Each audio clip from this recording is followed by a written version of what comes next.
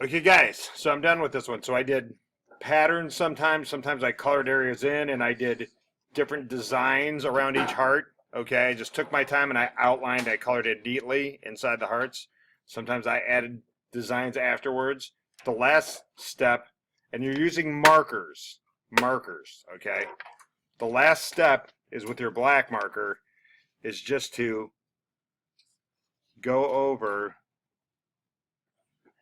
your lines, okay?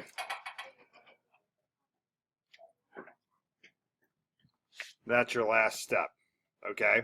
And you can see the final result on the page. So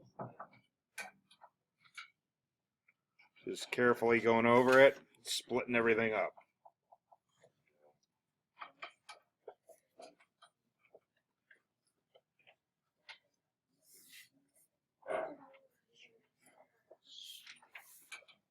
Okay, and that's it.